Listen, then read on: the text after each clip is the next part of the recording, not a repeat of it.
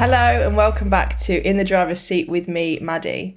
Today I'm joined by Helen Russell for a special episode in National Apprenticeship Week. How are you, Helen? I'm very well, thank you. Good. It's great to have you here, especially in this week as well. Absolutely. So you work with apprentices? So I'm the founder and director of the Right Track Consultancy. I'm an apprenticeship and early careers specialist.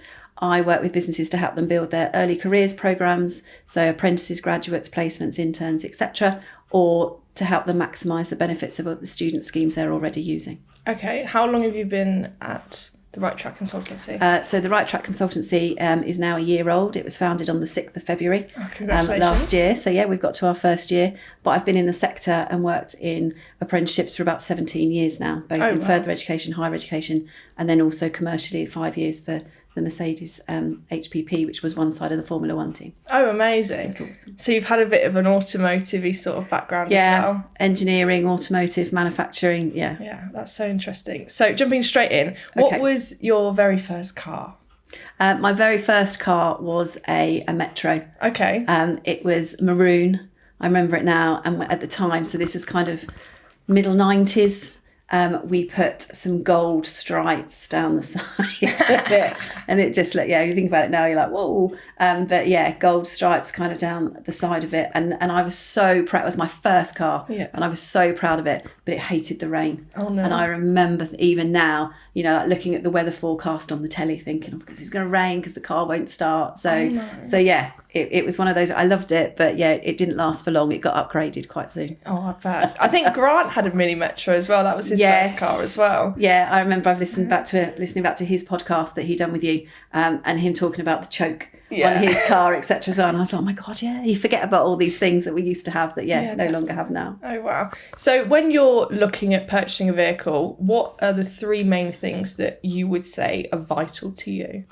For me, it's very much the three features that I enjoy on a car is around that voice activated control that you don't have or didn't have necessarily, even probably 5-6 years ago. Yeah. And it's only since, working for Mercedes and driving Mercedes cars that stops you from taking your eyes off the road and looking, putting that sat nav sort of postcode in or trying to look, on the phone dial, etc. Yeah. I mean, even though the displays are there, it's still a distraction to have to do that. So to have that voice activated control when you can go, hey Mercedes, do this, take me there, etc., I think is great. Yeah, it allows me to fully kind of concentrate on the road. Yeah. I'm a big sucker for heat. Me too. I know I heard this on a few of your other podcasts as well. So that heated seat, but also that heated window screen. Yes. The last few weeks and the beginning of January when it's been like thick frost, to come out and just be able to kind of switch that on is just, in my other cars was great. And I miss that. You'd think that's all feature on a Mercedes, but it's not. Yeah. And so, that's been one of the things. But also I like to be a little bit higher. I'm the substantial height of 5'4". Oh, wow. Okay. I feel a bit safer when I'm that little bit up, a little bit higher from a car. I drove a GLC for a number of years, and that was really nice to kind of be that bit higher and feel really comfortable and feel like you sit on the road rather than kind of just being a little go-kart. Yeah, I bet. So leading on from that, what would you say is your favourite car innovation of all time? So I know you mentioned about the heated windscreen. Yeah. What would you say? I think is definitely that voice activated control, because it's a safety feature and just stops you kind of becoming distracted on the road. And so often you see drivers coming towards you, but they're not looking at you, because even though they've got their phones, for example, on phone holders, they're still sort of driving, but kind of semi sort of scrolling for a number or trying to put an input in. And I just think, from a safety perspective, to have that and it take you there, or to ring the person that, you're wanting to ring.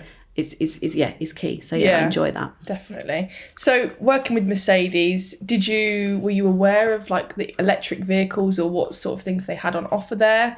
And what's your opinion on that? Are you liking the shift away from petrol and diesel vehicles? Are you more of a mild hybrid? What's your opinion on that? I enjoy my diesel car. I know that's kind of, contentious as we move forward. But I think I'd suffer from that range anxiety. Yeah. You know, I know that when I've put my tank of fuel in my car, it's going to do those 400 odd miles, and, you know, I can see it kind of ticking down. But if not, I know where the next petrol station is, or you can find that next petrol station. Knowing that I'm planning a journey, perhaps down to the South Coast or to see family in Liverpool, and I've kind of then got to think about where I'm going to stop on the M6, factor that into the length of my journey as well, because from a charge time, perhaps when I get there, the charger might not be working, or there'll be someone in it, which then extends your time. I just begin to think, you know, my goodness me. Yeah, what's going on? There's a bit of range anxiety going to this. I think it's going to take a bit of an effort to kind of have that switch. Yeah. But I do see it, and I understand why we're moving more towards that way now. And then people that I talk to that have got electric vehicles are very much around like, yeah, we were like that to start with, but do you know what? It's just part of every day now. Yeah. You know, charging your car at night, like you put your phone on charge at night, they plug the car in. And when you're doing a long journey, you know, the apps that are available now, you can kind of pre-book in theory, you know, your slot and stuff. So yeah, I do understand it's becoming less stressful, shall we say. I know. And I do love the sound of an engine. Yes. So speaking of that, I hear your husband has got quite a special vehicle. Tell us a bit about that. So yeah, my partner Mark's got a Mark 1 1973 Capri. Oh wow. Bright orange or Sebring red is the official title. But yeah, he's got two classic cars. And I've never really he's always kind of had that automotive kind of history. But just, you know, the joy that it brings people. And we did a number of car shows with it last year, and to see the nostalgia of, you know, when people walk up to it, everybody's got a story with a Capri. Yeah. Everybody goes, oh, do you remember when, you know, we brought you home from hospital in a Capri, or a Capri was our first car, or my mum and dad had a Capri. They want to tell you that story with really it. Nice. And it's so lovely to see it. And, you know, I know Grant did a big post which we interacted with on LinkedIn about, you know, them bringing back an electric Capri. And it's just not ever going to have that same kind of, you know, focus, or young people now, without wishing to sound old, but, you know, the young kind of Gen X, Gen Y, Z now aren't ever going to kind of look at a Capri, an electric Capri, in the same way in 40, 50 years time that, you know, people now looking at Capris and historic cars looking at now, and have those memories of how and where they came from. Yeah, and I think as well, leading on from the sort of what vehicles were used for, like all those years ago, even like Defenders. Yes. So like a Defender 110, I don't know, 60 years ago was a proper farm vehicle. Yeah. I understand now a lot of people do still use them for farm use, the newer ones. But yeah, it has become more of a family vehicle. Yeah, family desirable vehicle. Yeah.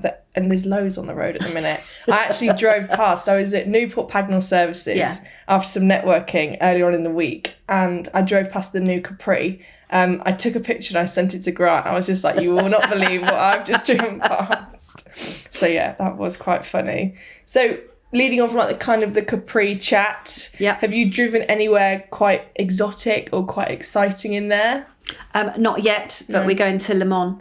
In July, we're going to do Le Mans Classics. So he has two. He's got a full Capri to talk about, and then he's got a Tornado Talisman, and that's quite rare. There's only, you know, sort of about 86 on the road currently. And so yeah, we're going to take that one down to Le Mans, and then do Le Mans Classics. Wow. With that, so really excited to go on a bit of a road trip with it. Yeah, definitely. And B, I've never been to Le Mans. Yeah. And I've always heard about it, seen it, obviously the 24-hour racing, etc. So yeah, that'll be really cool. That's our plan this year. So were you going to go, how are you going to get there? The ferry? We're going on the ferry, overnight ferry, driving through France, Le Mans, and then kind of driving back again. So yeah, I think that's going to be an awesome little road trip. Yeah, we'll take some fingers photos. crossed, absolutely. Yeah, hopefully we get there. Yeah. So if you could only drive one vehicle for the rest of your life, what would you say that is? No budget. What would you say it is?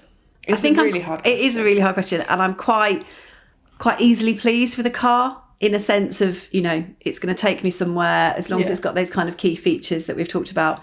But there is something about, I'd like to own a Jaguar. I'd like to own that kind of, that, you know, E-Type, or even the, you know, the F-Pace that's kind of slightly higher. Yeah. There's something around, you know, that just makes me go, yeah, that would be kind of the next car. And they've had a big remodel now as well, haven't they? That all kind of went a bit crazy. Yeah. I think someone tagged me on a post on LinkedIn and was like, I'd love to hear your opinion on this. I was like, oh my gosh, I don't know. I was like, okay. So if you were to go on a road trip, you've got 4 seats in the car to fill. Who are you going to take with you? So I really thought about this question previously and thought, you know what, my son Ollie, he's going to be 20 in March. We did a number of road trips together kind of when he was sort of in his late teens, and he's great for a road trip. You know, he's always got a playlist. He's got quite an eclectic mix of songs, so he'll take you anything from sort of Eminem through to Stormzy, and then you'll kind of have the Bee Gees or ABBA or something. Do you know what I mean? It's quite an eclectic mix that's kind of on his thing, but he's always got a new playlist, or he's always got the new song that's kind of coming out. And with young people, it's great when you put them in a car and they sit next to you, they talk to you. Yeah. You taking away that, you know, let's sit down and have a chat, and that, you know, look me in the eye, tell me what you've done, etc. And that expectation. Actually, when you sit next to someone in the car, they talk to you. And so we've had some fantastic, you know, chats and conversations and stuff going along. But then ultimately, I think for me, the other two seats would have to be filled with, whether that's, you know, James Corden, Rob Brydon, something from, you know, The Last Gavin and Stacey. Yes. Because literally... Try and find out what happened. Yeah. I haven't done that fishing trip. Yeah. But yeah, that was kind of, I thought that was brilliant over Christmas. Followed that for so long. Yeah. Originally lived in Essex anyway. Oh, wow. And so that was kind of, yeah. So I think from a comedy perspective, I'd love to, definitely understand and hear more about that. Yeah. So ultimate car, what would you say that is? I think it's going to be something historic. Yeah. Because what's going to happen, we've got all of these cars that are owned by people, you know, I don't want to say elderly people, but, you know, older people. Yeah. And you think, what's going to happen to all of those? Because the young people currently don't have that interest. You know, the two cars that Mark's got, quite openly, you know, none of our children are they're interested in them, but not necessarily, you know, probably taking them on or the car shows or doing something on. So there are some amazing historic kind of cars out there, and I would love to do and probably own something like that. Yeah. Oh, that's really nice. Yeah. I really like that. So Helen, thank you so much for being in the driver's seat with me today. I believe you've got some questions for me regarding National Apprenticeship Week. I do. So yeah, you're looking nervous. I know. So we've talked a lot this week around kind of National Apprenticeship Week. National Apprenticeship is something that we do every year. It celebrates the success stories of apprenticeships, and it highlights apprenticeships and the benefits of apprenticeships for both employers, parents, etc. So obviously you last year won Northamptonshire's Apprentice of the Year, which is a fantastic accolade. So no, congratulations once again. You fought off some stiff competition for that. So congratulations. Tell me a little bit about when you first decided to be an apprenticeship. Where did that kind of come from? Was that from school, from careers advice? Was it something that you looked into yourself or just saw the job advert? How did you decide to be an apprentice? So I always knew I didn't want to go down the whole university route. I enjoyed school. I moved schools for my A-levels. I needed a fresh start. So I was really happy. I went to Wootton Park School in Northampton. Amazing team. I'm still in touch with them now. I do a lot of assemblies and the Year 11 mock interviews. I did that a few months ago. So I love like giving back to be like a student alumni, we call it. I enjoy that. So I knew that university wasn't for me. So I was on Indeed trying to find apprenticeships. I think I probably applied for about 40, and then I came across Starting Off. Yeah. So I didn't know what it was. So I thought that my interview was to work at Starting Off. Okay. So there was a bit of confusion there. And then I spoke to Sophie via Teams, and it was a really quick process. So she found out quite a lot about me, and I sent my CV over to her. We had quite a lot of mock interviews, and then she sent me over some job adverts. Okay. So she sent my CV into Grant and Becky at the Apertus group, and then they kind of decide, okay, we'll give them a shot, give them an interview. So I was offered an interview. I was offered 3 interviews with Starting Off. So that was really positive. So I kind of could have my pick a little bit. So had my first interview in the August, and then I started my job in the September of 2023. Awesome. So, I think when I'm talking to potential apprentices, like you do, I do sort of, you know, school events, etc., or, you know, National Career Service events, and people say to me, how do I start? Do I find the job first? Do I find a provider first? You know, how do I kind of get into an apprenticeship as such? And I think that's the bit that probably needs a little bit more around kind of that education piece, if you like. But you're saying that, you know, Indeed is a great way for you to look for apprenticeships too. And it's great. Indeed didn't used to include them. So it's great that they kind of are now listed on there. So you're coming to the end of your apprenticeship Yes. now, so you're in the endpoint assessment, is that right? Yeah, so I've had my like mock interviews, so yeah, just winding down now, making sure everything's all final, doing my knowledge tests, and yeah, so it'll be finished very, very soon, so I'm excited to move on to the next chapter. Yeah, which is? Business Development Executive in the automotive side of Apertus Group. Fantastic. So congratulations then, because you've been taken on full time here at the first. Amazing. So just to finish off, what 2 pieces of advice would you give to somebody that's perhaps thinking, university is not for me, but I feel like I should go because that's the only way that I can progress my career?